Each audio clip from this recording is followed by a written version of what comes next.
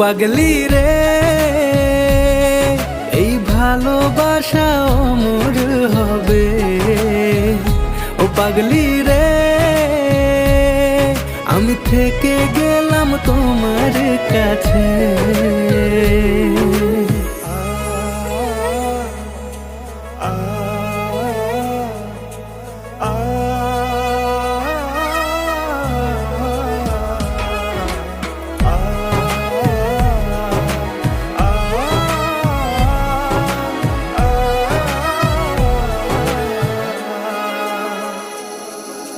ছোট্ট একটা ঘর আর সংসার হবে মধুর।